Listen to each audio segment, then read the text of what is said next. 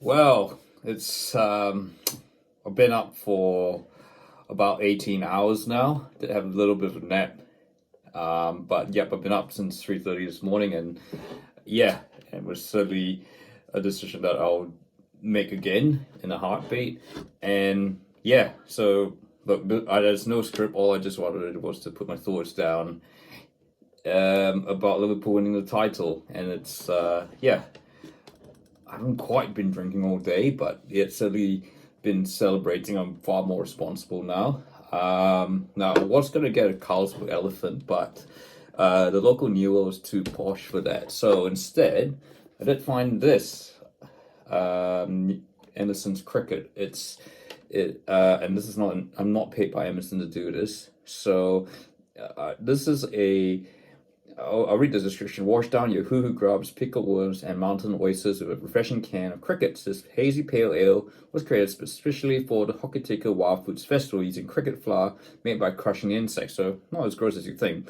The wild high-protein supplement helps increase the haze and body of the brew, but you'll be relieved to know it just tastes like beer with delicious peach, passion fruit, and lemon notes. You won't like cricket, you'll love it. Here's to Richard Emerson. Look, not quite Carlsberg Elephant, and there's not really much Liverpool element, but then again, it's a crap beer, so let's see.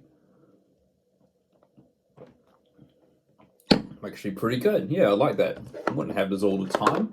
They class it as a hazy pale ale, but yeah, certainly a nice way to celebrate.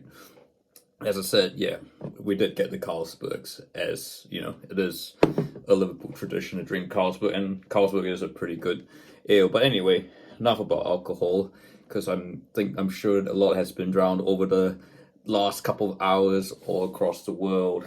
Well, maybe not for if you're a Liverpool fan in perhaps Malaysia. I know I've got a friend who thought from school who I thought was a Manchester United fan because so many Malaysians are Manchester United fans, and he's Muslim, so of course he wouldn't be having beer officially or legally. But in any case, he's really, really happy, and which is a nice segue because, of course, there was the poster. There's the iconic picture. Of course, has to be Mo Salah wearing the phone of the fan and taking a selfie, which is something that he doesn't normally do. But this time, I guess look, he's now his future at Liverpool is clear. He's just clearly enjoying himself. And he's decided he took some fan's phone and took a selfie of himself. Now, I think, as it turned out, he would do this a couple of times after the game. And yeah, we're yet to find the original photo for that selfie because I'm pretty sure that the internet would have blown up by now. But yeah, certainly. But anyway, there was a big banner with which was clearly a Mo Salah banner, but when the photo was taken, it ended up just showing Allah, which is quite hilarious. But yeah, I guess because Allah is what the Muslims call God. So I was like, yeah. On another note, yeah, and we're staying with the religious tones. Cody Gakpo had a Kaka-like, which I actually just only realized after seeing it. He had a Kaka-like "I belong to Jesus" T-shirt. Of course, Kaka was famous for wearing that T-shirt under his, his Real Madrid, AC Milan, Brazil top. So did he play for Inter Miami? I can't remember. One of the MLS teams. Anyway, he was really famous for that. And Cody Gakpo has brought that out. When he scored when he scored his goal, he lifted his top and showed his shirt. Now, of course, this is not allowed by the Premier League because the Premier League, of course, doesn't allow religious or political messages on shirts or advertising. So not because the Premier League is atheist or hates Christians, that sort of thing. No. So it was kind of like, yeah, well, it's the correct yellow card, but probably worth the yellow card, I guess, if Cody Gakpo is trying to convert people to Jesus Christ. But anyway, enough of Jesus and Allah, but onto the game. And yeah, look, I guess, yes, this was, from the word, with the moment the moment we knew about the last couple of fixtures and what the position was, I kind of predicted that we'd get the title done against Spurs.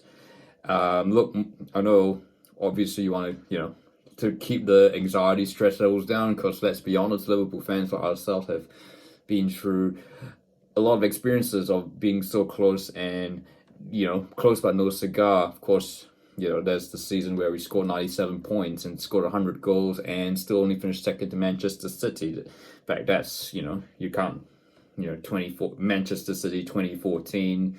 Manchester City again 2019, Manchester City 2022, and I guess 2024 sort of in the final season, although we did fall away before then. We've had a lot of close but no cigar experiences, so I guess naturally there was a bit of anxiety there. Look, I know we did it in 2020, but yeah, of course then a certain pandemic kind of overshadowed things, and of course you had that delay which kind of sucked the enjoyment out of it. But look, I'm going to talk a bit more about that. So certainly, look, we want to get it done. Maybe it would have been nice if Palace had won. Maybe it would have been nice if we'd beaten Everton at Goodison Park. But as it is, it's worked out nicely. And yeah, so we come to Liverpool Spurs, always a big game at home, and the chance to win the title at home for the first time since the 28th of April 1990, when Liverpool beat QPR and concurrently Aston Villa could only draw, meaning Liverpool were champions. A bit eerie. I only actually discovered, of course, the game was played on today's game. It's the 27th of April 2025. So yeah, it's a bit kind of spooky, mirror image, history repeating itself, that sort of thing. So, but yeah, funnily enough, also in that game, Liverpool conceded first to QPR, another London team, of course, if you recall. And here, Liverpool conceded first to Dom Solanke, who I guess, perhaps you could say, it was probably the best thing that could happen for Liverpool, which is a weird thing to say. You never want to concede first, but I think conceding first at home on the occasion, in front of their fans, expecting something, knowing what was at stake, was kind of the thing that needed, that sort of got that was the thing that just needed to ignite Liverpool. And after that, there was just pretty much no stopping them. And of course, we know Tottenham have taken the lead so many times early in games, but they just cannot, they just can't maintain leads. And yeah, it was not long after that Liverpool scored the equalizer. Rightly, it was initially ruled out for offside, but yeah, it was quite clearly onside. So yeah, look, a lot of people have said that Liverpool benefited from VAR, but this is one occasion where it's truly justified. And yeah, by the way, thank you, semi-automated offside thingy. I don't know what it's called. And then once the equalizer, McAllister scored, and yeah, I should say, look, I know Sal's going to be credited for all the goals.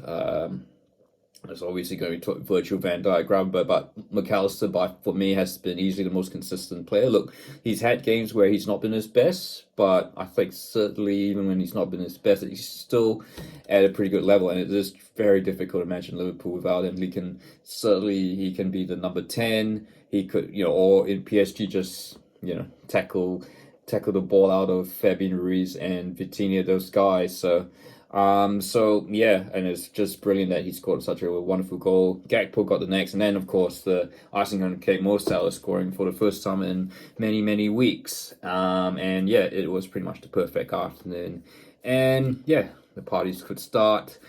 The red and blue flares came out. Red and blue, yes, because Everton got a bit of a say in the end, which is quite funny. I kind of liked it. It was a great prank, and just to see it.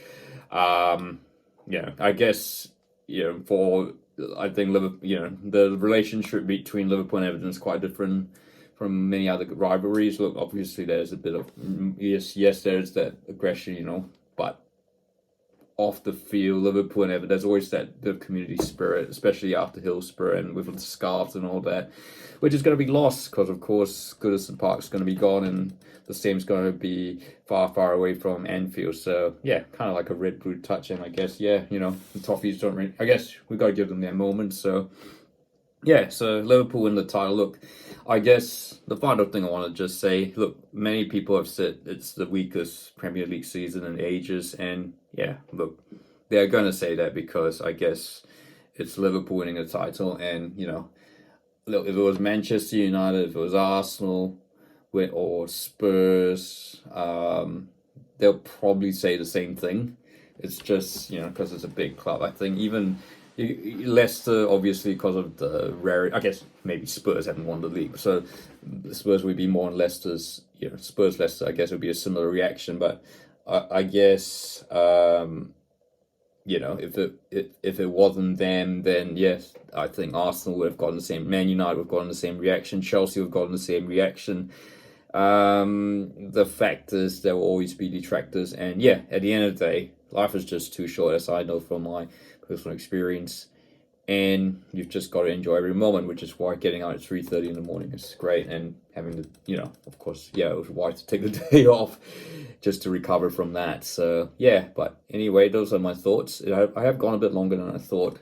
So yeah, we can just the season's pretty much over. There's 4 more games, yes, but they're just going to be the ceremony brigades. Liverpool might play better with the shackles off. So who knows? But yeah, we can finally enjoy the rest of the season and just enjoy football and watch the other teams. Just try and win the other stuff that Liverpool couldn't win. So yeah, those are my thoughts on Liverpool's 20th title win.